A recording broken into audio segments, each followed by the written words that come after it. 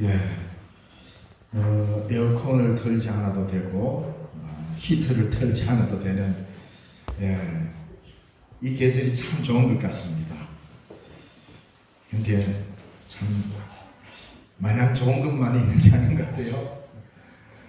또 이 환절기가 되면 저는 새벽마다 콧물을 줄줄 흘리고 재채기에 다 좋은 건 아닌 것 같습니다. 그렇지만 무더위가 지나가고 흔히 말하는 이 또한 지나가리라 좋은 계절입니다. 그래서 가을답게 이렇게 국화로 이렇게 헌납해 주시고 봉헌해 주셔서 감사드리고 이렇게 꽃 옆에 서 있으니까 꽃보다 사람이다라는 말이 있는데 꽃 덕분에 제 얼굴이 좀 사는 것 같기도 하고 그렇습니다. 사람은 참 이 첫 인상이 매우 중요하지요. 처음 만났을 때에 우리가 어떤 얼굴로 그 사람을 서로 만나느냐가 매우 중요합니다. 그래서 첫 인상을 좋게 해야 된다. 근데 우리 가만히 보면 첫 인상을 좋게 해야 된다는 이 말 속에는 어떤 의미가 들어있냐면 항상 기뻐하라, 쉬지 말고 기도하라, 범사에 감사하라, 이 말과 연결되어 있습니다. 우리는 언제나 사람을 만날 때 만약에 그날이면 그날 늘 만나더라도 또 첫 만남이잖아요. 인생에 있어서 사람을 만날 때 언제나 우리는 처음으로 만납니다. 그러니까 늘 내가 기뻐하고 늘 내가 밝은 모습이 아니면 오늘 내가 그 사람 만나는데 처음 만남이니까 내가 좀 밝게 보여야지 작정한다고 해서 얼굴에 그게 나타나는 게 아닙니다. 그래 되면 그게 위선으로 그대로 드러나 버리고 맙니다. 그러니까 우리는 언제나 밝은 모습으로 살 때에 그래서 성경은 우리에게 그렇게 가르치는 겁니다. 언제나 기쁘고 즐겁고 감사하고 하나님 앞에 무릎 꿇어 사는 삶의 모습으로 일상이 그럴 때 누구를 만나든 우리의 첫인상은 밝은 모습이다 이 말입니다. 근데 오랜만에 한번 밝게 살아볼까 작정을 한다고 그게 쉽게 되는 일은 아니죠. 그래서 우리가 하나님 앞에 그게 힘드니까 기도하라는 겁니다. 하나님 앞에 기도하고 내가 얼마나 감사한 존재인지를 알 때 그 기쁨이 드러나는 겁니다. 그래서 우리의 얼굴은 사람을 만났을 때 처음으로 보는 모습이잖아요. 그 중에서도 특히 눈을 보잖아요. 몸으로 다 옷을 입고 감춰놔가지고 저 사람이 어떤 사람인지 얼굴만 가려버리면 아무것도 알 수 있는 정보가 없습니다. 실제로 그 사람의 인격에 대해서 얼굴을 딱 볼 때에 비로소 이 사람이 어떤 사람이다 이게 드러나는 겁니다. 얼굴에 우리말 같지만 여기에는 뜻이 들어 있습니다. 을이라는 게 뭡니까? 조상의 빛난 너를 오늘에 살려. 그런 이야기 우리가 국민교육 현장할 때 도대체 이게 뭔지를 우리는 어릴 때 그것도 모르고 그냥 절절절절 외웠습니다. 을이라는 게 뭡니까? 성경에 가장 많이 나오는 단어 중에 하나죠. 영혼이라는 의미도 있습니다. 영혼 또는 그 사람의 인격이라는 이런 의미죠. 이게 을이 굴은 뭡니까? 쉽죠. 통로. 어떤 경우에는 이것이 통로로도 쓰이지만 어떤 데는 특정한 장소를 가리킬 때도 있습니다. 송어리 말로. 그러니까 영혼의 통로. 우리가 어거지로 조금 번역을 하자면 얼굴이란 말은 내 영혼의 통로다. 영혼이 빠져나가는 길이다 이런 게 아니고 다르게 하면은 영혼의 그릇이다. 이런 의미죠. 굴. 그러니까 우리의 이 얼굴이 참 중요합니다. 그래서 이게 참 표현을 잘 해놨다. 우리말. 한글날로 얼마 전에 지나갔듯이 이 얼굴이라는 우리 말이 참 아름다운 말입니다. 그래서 얼굴의 이 힘은 대단합니다. 왜냐하면 이것이 내 이 얼굴이 요즘에는 이 자본주의의 폐해가 이 얼굴도 상품으로 변질되어 가고 있습니다. 그렇지 않습니까? 그래서 얼굴로 힘을 한번 누려보려고 많은 이들이 돈을 들여서 고치기도 합니다. 그래서 이게 도대체 뭐가 진짜인지 가짜인지 헤아리기 어려운 시대가 되었습니다. 그런가 하면 때로는 표정관리 연습을 해주는 교육도 있습니다. 그래서 면접시험 갈 때에 표정을 어떻게 해야 되는지 표정관리법도 가르쳐주고, 이게 제대로 안 되면 수술을 해서라도 좀 바꿔가지고 그래 합니다. 그만큼 남들에게 보이는데 이 얼굴이 중요하기 때문입니다. 오늘 우리의 얼굴은 성경에서 말합니다. 하나님을 반사하는 거울입니다. 이게 제일 중요합니다. 그러니까 이거 성경에서 말씀하고 있는 제일 중요한 건 놓치고 인위적으로 우리가 이거를 바꾸어서 나를 드러내려고 하니 여러 가지 부작용이 따릅니다. 아까 저 사람 보기는 안 저러네, 영 이상하네. 왜 그렇습니까? 보는 것과 삶의 인격이 분리되어 있다는 말이잖아요. 그래서 우리는 보이는 대로 살아야 되는데 내 삶이 또한 보여져야 되는 것도 얼굴입니다. 그래서 이 얼굴은 매우 중요합니다. 물론 더 나아지기 위해서 때로는 우리가 갖고 있는 말 못할 여러 가지 컴플렉스를 극복하기 위해서 좀 이렇게 고치기도 합니다. 그런 것 자체를 나쁘다고 할 수 없습니다. 오늘날 우리에게 좀 좋은 의술이 있으니까 잘 활용하는 것도 괜찮습니다. 그러나 그 내면에 우리가 누군가를 만났을 때 내가 저 사람에게 어떻게 보여질 것이고 누구를 보여줄 것인가. 나는 나만을 보여주는 존재가 아니라 우리는 하나님의 형상으로 지원받은 자답게 나의 얼굴을 통하여서 하나님의 얼굴이 비춰져야 한다, 이 말입니다. 창세기 33장 10절에 보니까 야곱이 야복강 나루터에서 하나님의 천사와 씨름을 했습니다. 밤새도록 기도했습니다. 그래서 기도하고 야복강 나루를 건너는데 그 지명의 이름이 브니엘입니다. 브니엘. 띄어서 읽습니다. 브니엘. 이게 뭐냐면 하나님의 얼굴이라는 뜻입니다. 그 칠흑 같은 어둠 속에서 하나님과 씨름하고 브니엘을 지날 때에 해가 돋았더라. 이래 나오거든요. 그래서 그 아침에 뜨는 해를 착 맞이하면서 그는 하나님의 얼굴이라고 하는 그 지명을 벗어나서 이제 누구를 만나러 갑니까? 에서를 만나러 갑니다. 근데 딱 갔더니 처음 만난 에서를 딱 보니까 야곱이 이렇게 고백합니다. 내가 형님의 얼굴을 배운 적 하나님의 얼굴을 뵙는 것 같습니다. 기가 막힌 고백을 하잖아요. 두려워서 두 때, 세 때를 나눠가지고 물 건너가게 하고 자기는 혼자 뒤에 앉아가지고 남아가지고 야복강 나루터에서 기도하면서 하는, 여기까지 왔는데 내가 아버지의 땅에 들어갈 수 없다면 이거 무슨 낭패입니까? 형님은 400명의 군사를 거느리고 나를 맞이하러 온다 하니 이거 난 이제 여기서 죽을 것 같습니다. 얼마나 하나님 앞에 힘을 다해 기도했겠습니까? 그래서 하나님이 내게 복을 주시지 않으면 절대로 안 놓겠습니다 하고 하나님의 천사와 씨름했는데 결국은 하나님과 씨름한 존재가 되잖아요. 기도는 그런 겁니다. 그래서 환도뼈, 쉽게 말하자면 이 치골 이쪽 뼈가 위골이 될 만큼 그는 온 힘을 다해서 하나님께 매달려 기도했잖아요. 그리고 아침이 밝으니까 그 땅이 하나님의 얼굴로 보였습니다. 브니엘이라고.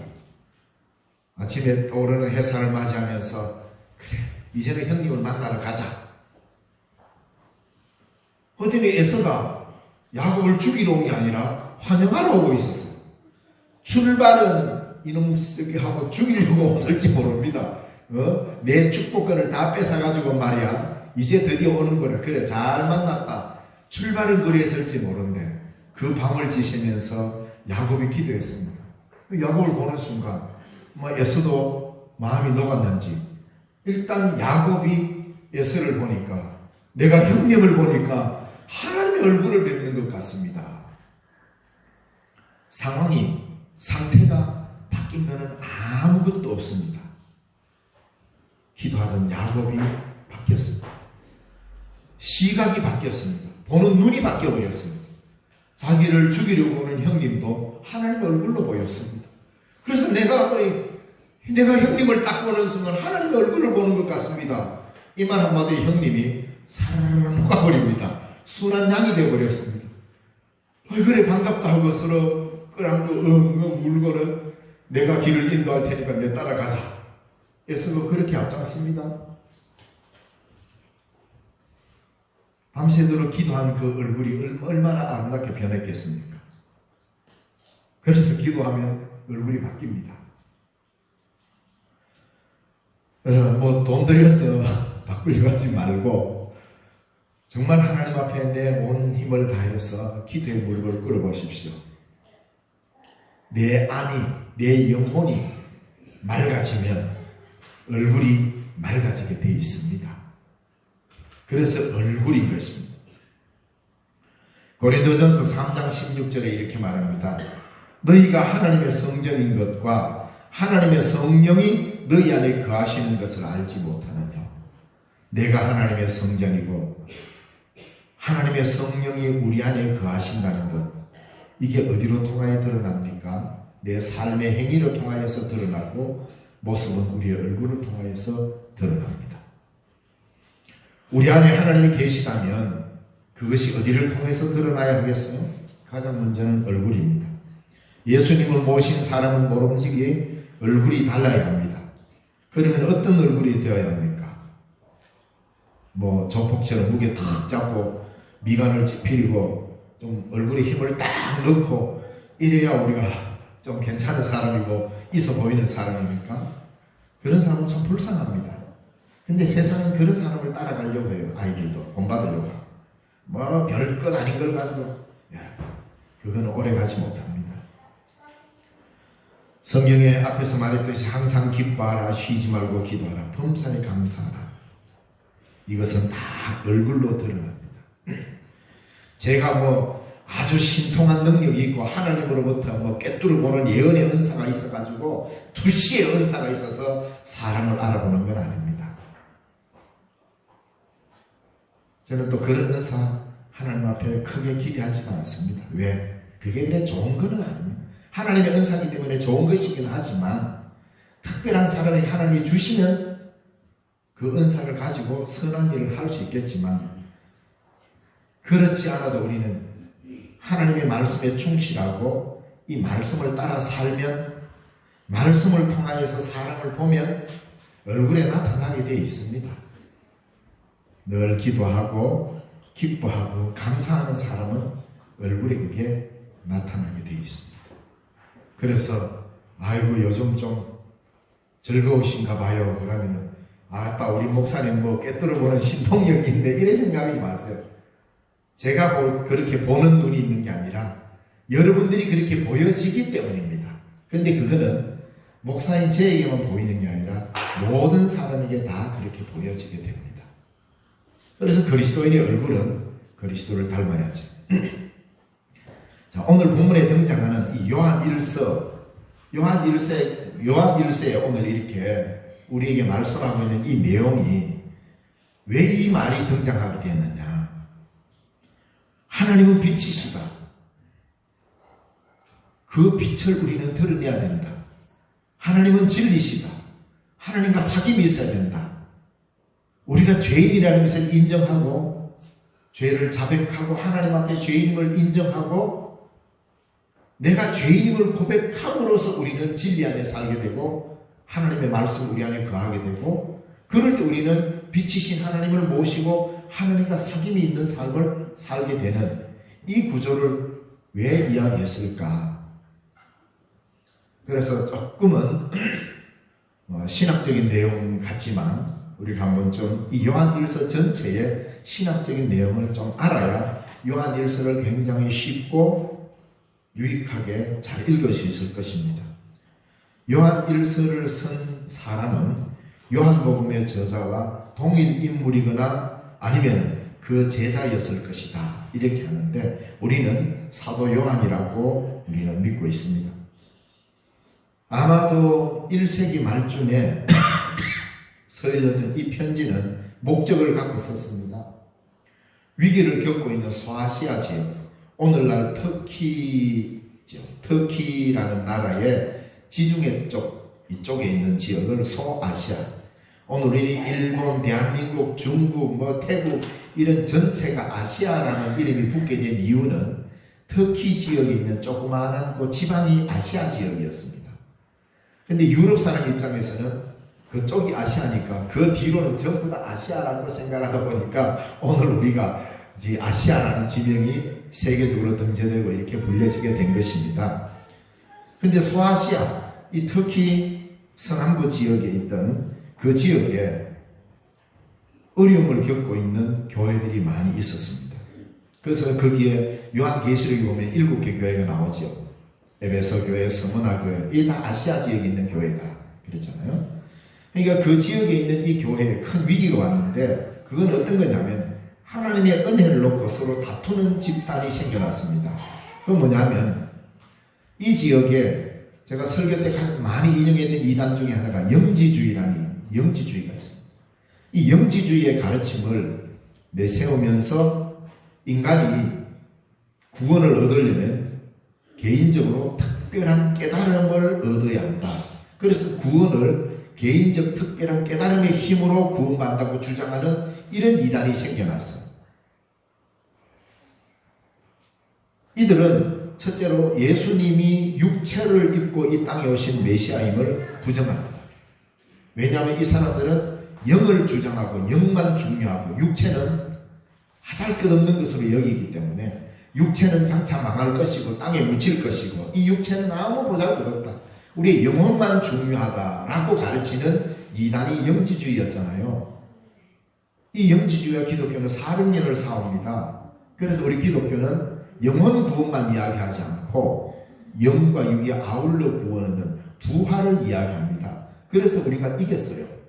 그런데 아직까지도 한국 교회에서는 육체를 경시하고 영혼만 중시하는 그릇된 신학에 빠져 있는데 이게 400년간 싸운 영지주의의 영향입니다. 자, 이래서 예수님이 육체로 왔다 그러니까 영만 강조하다 보니까 예수님이 육체로 온 것을 부정해야 되거든요. 그래서 가현설, 좀 신학적 용어로 도케티즘이라고 하는 이 이론이 생겼습니다. 그래서 깨달음의 힘으로 내 영적 깨달음을 얻으면 구원 얻는다라는 이런 잘못된 이론을 가리키는 이런 이단자들이 소아시아 교회에 침투해 들어왔습니다. 이들은 예수님께서 육체를 입고 메시아심을 부정하고 자기들이 하나님을 알고 하나님과 친밀하게 연합되어 있기 때문에 자기들만 깨달음의 계시를 받아 세상의 죄와 비참함에서 자유로워졌다고 자신했습니다. 그러니까 어떤 일이 생기냐면 이제 우리는 영혼이 구원받았기 때문에 이 육체로 짓는 죄는 더 이상 이 죄가 내 영혼에 감염되지 않는다. 이렇게 나간 거예요. 그러다 보니까 한쪽은 쾌락주의가 나왔습니다. 지 멋대로 사는 거예요. 왜? 아무리 육체로 죄를 지어도 영혼에 더 이상 감염시키지 않는다. 이런 방종과 쾌락주의로 나왔고 다른 한편으로는 금욕주의로 나갔습니다. 그게 뭐냐? 이 육체를 막 괴롭게 해야 영혼이 맑아진다고 하는, 사실은 한 부류에서 갈라졌지만 그 근원은 똑같습니다. 뭐냐? 이 육체를 괴롭히느냐 아니면 육체를 아무런 것도 아니다라고 여기느냐, 여기에서 같은 의미입니다. 그러다 보니까 깨달음만 얻으면 된다는 겁니다. 그리고 자기들은 영적으로 하늘의 비밀을 깨달은 그노시스주의라고 하죠. 영지주의를. 그래서 신령한 지식을 깨달음으로 구원 얻었다 우리는. 지금도 이 교리와 비슷한 교리가 한국 교회에 있습니다. 구원파라고. 그래서 자기들만 계시를 받는다고 했습니다. 그러다 보니까 이 사람들은 눈에 보이는 이웃 사람들을 사랑하는 것을 중요하게 생각하지 않았습니다. 그러다 보니 교회 공동체를 정화하고 적대시했습니다. 결국 이 집단은 정죄를 받았고 어떤 공동체들은 불안합니다. 왜? 그 가르침이 있어 보이거든요. 영혼을 강조하니까. 그래서 이 요한일서는 실천적인 헌신으로 바뀌지 않는 그 어떤 영성주의도 아무리 영혼 그런 말을 많이 해도 내 이웃을 육체를 가진 내 이웃을 구체적으로 사랑하지 않는 것은 공허할 뿐이고 가치가 없다고 말하는 게 요한일서입니다. 형제 자매의 눈에 보이는 내 이웃을 사랑하지 않고서는 눈에 보이지 않는 하나님을 결코 사랑할 길이 없다라는 것을 또 이 요한일서는 가르칩니다. 하나님을 사랑한다고 그러면 내 이웃을 내 몸과 같이 사랑하라는 예수님의 말씀을 다시 한번 강조하고 있는 겁니다. 하나님이 아버지시라면 모든 사람은 하나님의 자녀이고 가족이고 그래서 모든 사람은 형제 자매로서 서로 사랑해야 된다. 그래서 이 영지주의라고 하는 엄청난 교리를 갖고 교회를 공격해온 이 영지주의를 초대교회는 무슨 힘으로 이겨냈느냐 하면 형제 사랑으로 이겨내버렸습니다. 교리를 형제 사랑으로 대받아쳤습니다. 교리를 싸우지 않았습니다. 하나님 우리에게 가르쳐 주신 형제 사랑을 뜨겁게 하면 이걸 이겨낼 수 있겠구나. 이게 요한의 뛰어난 가르침이었습니다. 성경의 가르침입니다. 하나님은 자기 사랑을 예수님을 통하여 나타내 보이셨고 예수님께서는 사람들 사이에 사랑으로 사귐이 가능하게 해주셨습니다. 내 몸을 던져 내 생명을 바쳐 우리를 사랑해 주신 예수님의 사랑은 구체적 사랑으로 우리에게 다가왔습니다. 예수님께서는 메시아 하나님의 아들로서 사람을 위하여 살았고 자신의 생명을 바치셨습니다. 인간은 예수님의 가르침에 순종함으로써만 온전히 인간답게 살 수 있습니다. 그래서 요한일서의 이 편지의 핵심은 뭐냐면 믿음을 구체적인 삶으로 옮기는 사랑만이 하나님을 드러내는 것이다. 이렇게 가르치고 있습니다.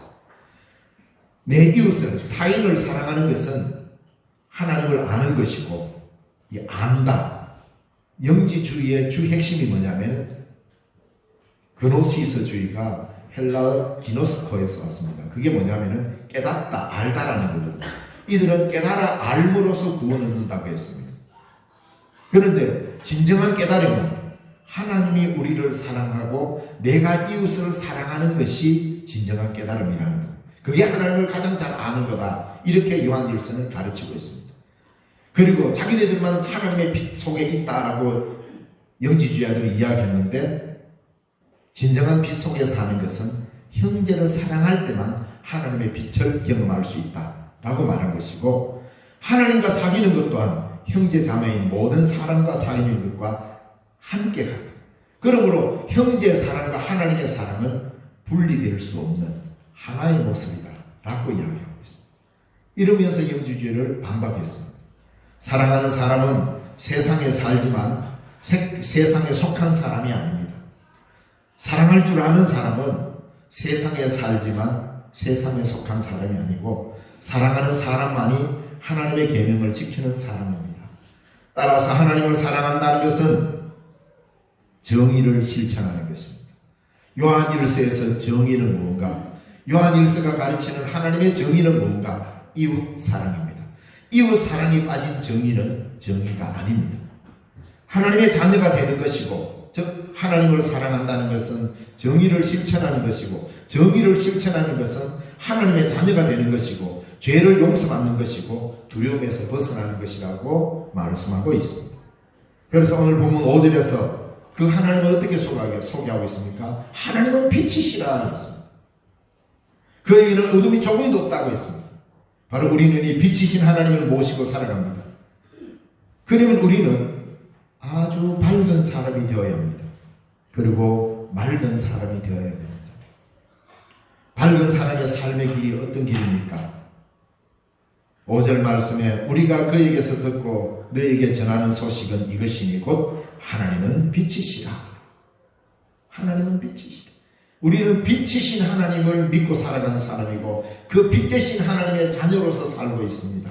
그러면 아버지를 좀 닮아야 안 되겠습니까? 그 뭐냐?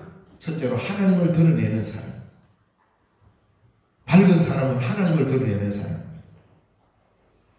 하나님은 사랑이시다. 하나님은 빛이시다. 하나님은 영이시다. 이게 요한일서가 주장하며 강조하는 가르침입니다. 하나님은 하나님의 빛을 간직한 사람을 통하여서 드러납니다. 그러므로 감출 수가 없습니다. 특별한 지식, 깨달음의 지식을 소유하는 그런 게 아니라 자신의 빛을 드러내시는 분, 비밀이 이루어지는 것이 없습니다. 우리에게 하나님은 모든 것을 예수 그리스도를 통하여서, 성경을 통하여서 자신을 계시해 주셨습니다. 그래서 이 성경을 읽고 예수 그리스도를 믿으며 하나님의 자녀가 된 사람은 당연히 하나님의 빛에 거하기 때문에 그 빛이 우리의 얼굴로 통하여 드러나게 되어 있습니다. 그래서 내가 어떤 일을 하더라도 일을 하면서 자꾸 하나님이 자꾸 드러나는 사람, 그런 사람 보면 눈이 부십니다. 그래서 요한일서에서 이 정의는 사랑의 실천입니다. 그래서 이 땅에 살면서 우리 사람들 눈부시게 좀 살아야 되겠습니까? 그 다음에 하나님이 빛이시다 그러고 우리가 밝은 사람으로 살려면 진리를 행해야 합니다. 삶의 방향이 진리여야 한다 이 말입니다. 그냥 내가 남들보다 하나 더 획득하고 남들보다 조금 더 높은 자리에 올라가고 남들보다 조금 더 누리고 그래서 남이 잘 되는 걸 꼴을 못 보고 왜 저 사람한테는 다 해주는데 내한테는 안 해주노? 본전 생각나는 사람 많지요. 그럴 때는 어떻게 됩니까? 빛 대신 사람은 그래 내가 하나 덜 하더라도 그래 저 사람한테 2개 주는 게 옳다. 이게 빛 대신 하나님을 따라가는 사람의 삶이죠. 그런데 우리는 이 본전을 못 벗어납니다. 그래서 우리는 그럴 때 공평과 평등을 이야기합니다. 성경은 평등을 이야기한다고요? 성경은 공평을 이야기한다고요? 아니에요. 하나님은 편파적인 사랑입니다. 이상하게 들리십니까? 하나님은 약자를 더 사랑하십니다. 가난한 자를 더 사랑하십니다. 죄인을 더 사랑하십니다. 성경 기록되어 있잖아요. 그러나 그렇게 사랑할 때만이 모든 사람이 하나님의 사랑 안에 들어오기 때문에 하나님의 사랑은 공평하다는 겁니다. 우리는 이 순서를 몰라요.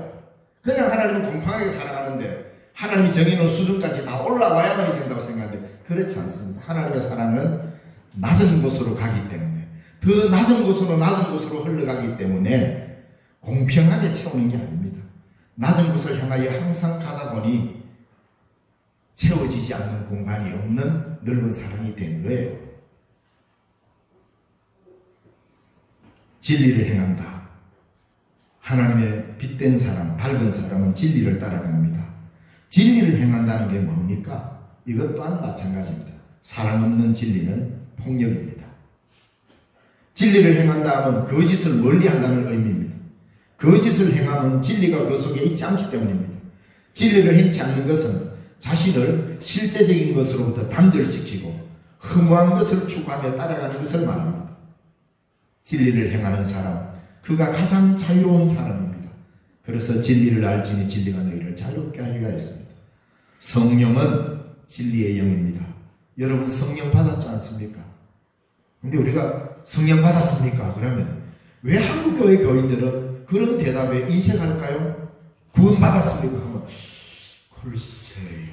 예수 20-30년 믿어도 구원 받았습니까? 하면 그걸 자신에게 이야기하는 것을 부끄러운 건지 아니면 또 뭐 다른 질문 나올까봐 싶어서 그러는지 머뭇거려요. 성령 받았습니까? 왜? 이게 바로 자신의 깨달음과 자기 자신에게다가 구원의 근거를 두기 때문에 대답을 못하는 거예요. 구원은 내 자신의 근거가 아니라 하나님에게 있는 겁니다. 말씀에 있는 거죠. 그래서 성령을 받았습니까?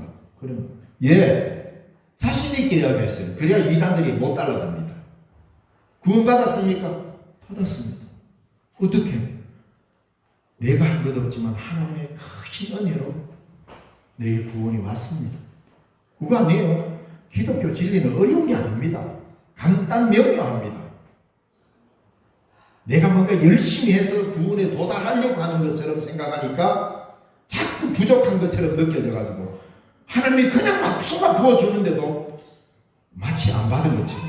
이게 한국인이 갖고 있는 체면 문화와 아주 밀접합니다. 여러분은 구원받은 자입니다. 성령을 받은 자입니다. 사랑의 영이 여러분과 함께 하시고 생명의 영이 여러분과 함께 합니다. 진리의 영이 여러분과 함께 합니다. 그래서 여러분은 자유로운 자입니다. 그렇기 때문에 여러분의 얼굴로 통하여 구원의 은혜와 성령의 영이 생명의 놀라운 역동이 드러나야 한다 이 말입니다. 그 은혜 속에서 살아가야 한다는 말입니다. 그렇게 살아가는 게 진리를 따라 살아가는 삶입니다. 이 삶은 또한 다르게 말하자면 정의를 실천하는 삶입니다. 삶의 방향이 이래야 되지 않겠습니까? 그래서 우리가 뭐 잘되고 뭐 좀 더 하나 더 얻고 남들보다 더 많은 것을 누리고 이것이 우리의 기도 제목이 되지 말고 하나님 내가 진리를 떠나지 않게 해주십시오. 빛 대신 하나님의 얼굴 올바로 드러나게 해주십시오. 이런 기도가 우선될 때에 한국의 교회는 변화될 것이고 여러분의 삶은 하나님의 얼굴로 빛날 것입니다. 그리고 중요한 마지막이 있습니다. 서로 사귐이 있어요. 3절과 6절과 7절을 보면 사귐이라는 단어가 나옵니다. 참 귀한 말입니다. 이 한글의 위대함입니다. 이 다른 거 표현할 수가 없어요. 뭐 교제 뭐 할 수도 있지. 근데 사귐, 하나님과 우리가 서로 사귄다. 요즘은 초등학생들도 연애하며 사귑디다. 웃을 일이 아니죠. 그래서 저는 참 볼만하다. 왜? 다른 데가 사귀지 말고 교회 안에서 학생들끼리도 서로 사귀는 거 선생님들이 잘 도와주세요. 이놈의 손들 막 여와서 뭐 연애질 안에 일하지 마세요. 요즘 그러면 안 됩니다. 사귀면 선생님이 기도해주고 사귈 때는 이래야 된다는 방침과 가르침을 줘야 됩니다. 자, 사귄다. 어둠 속에 있는 자와 빛 가운데 있는 자의 차이고 사귐을 이야기합니다. 하나님의 빛 가운데 있는 자는 하나님과 사귀는 자이기 때문에 당연히 형제와 사랑으로 사귈 수 있다. 하나님과 빛 가운데서 사귀지 않으면 형제와 사귐이 있을 수 없다라고 단정되어 있습니다.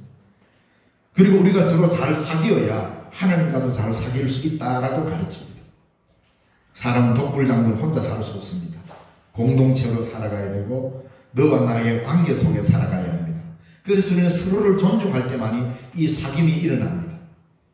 생명 안에 사랑 안에 정의롭게 하나님의 빛 안에서 살 때만. 그래서 하나님과 사귐이 있다 하면서 형제와 사귐이 없으면 하나님과의 사귐이 꽝이라는 말입니다. 하나님과의 사귐과 형제와의 사귐은 한데 묶여 있다는 겁니다. 분리가 안 된다는 겁니다.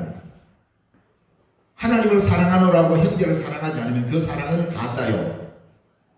형제에 대한 사랑만이 하고 하나님을 사랑 안 한다고요? 안 된다는 겁니다. 왜? 요한 1서에서 가장 큰 명제를 우리에게 뭐라 하겠냐? 하나님은 사랑이라. 형제를 사랑하는데 하나님을 사랑하지 않으면 아직 사랑이 뭔지를 모르기 때문에. 형제만 사랑한다는 건요, 사랑이 뭔지를 모르는 겁니다. 인간적 감정일 뿐입니다. 형제를 뜨겁게 사랑하면서 하나님의 사랑과 같이 갈 때만이 하나님은 사랑이시라. 이 사랑의 근원을 알게 되고 사랑을 제대로 알게 됩니다. 이게 사귐입니다. 그래서 하나님과 이웃, 나라는 존재를 따로 떼지 말고 이 안에서 함께 사귈 때만이 진정한 사랑을 알게 된다는 것입니다. 하나님의 계시를 직접 받아 깨달음에 도달했다고 자부하면서 자기 지체들 및 공동체들 위에 우뚝 서서 자기만의 영적 우월의식을 가지는 사람은 절대로 성도와 사귈 수가 없습니다. 그래서 사귐이 없으면 아무리 하나님의 영광을 드러낸다 그러고 놀라고 엄청난 기적을 베풀어도 그는 하나님을 부인하는 자일 뿐 아니라 하나님을 멀리하는 자입니다. 이래서 형제와의 사귐이 중요합니다. 형제와의 사귐을 통하여서 하나님의 사랑이 우리의 얼굴로 드러납니다. 빛 비밀스러운 하나님의 뜻은 없습니다. 하나님의 뜻은 비밀스러운 뜻을 알고 하나님의 오묘한 진리를 나만이 깨달았다. 다 거짓말입니다. 성경은 그런 진리를 우리에게 가르치지 않습니다.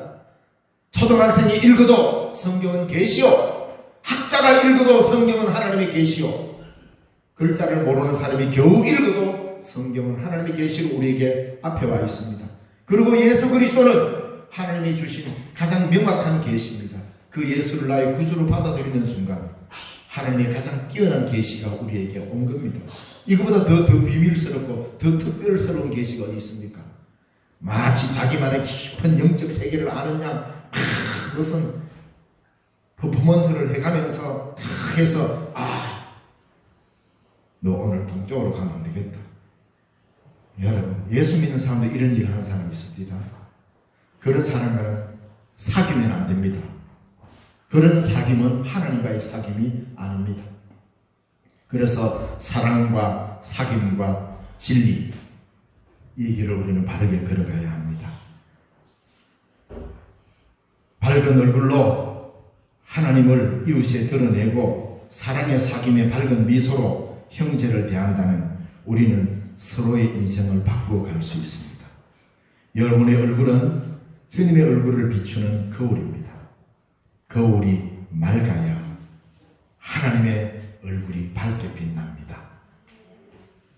기도하십시오. 감사하십시오.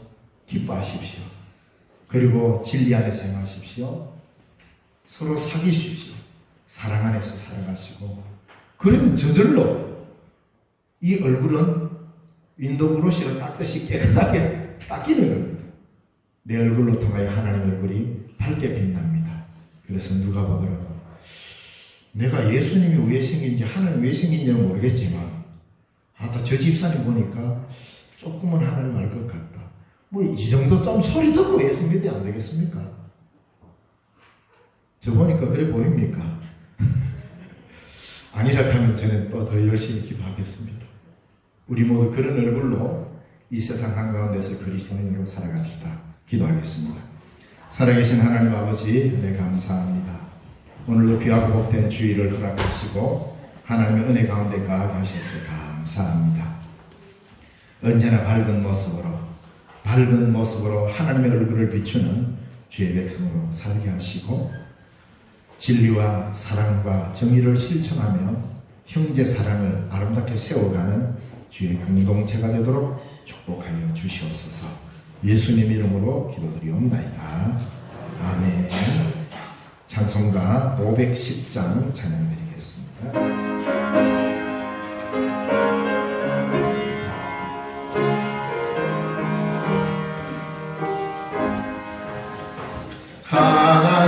하나님의 진리 중에 길게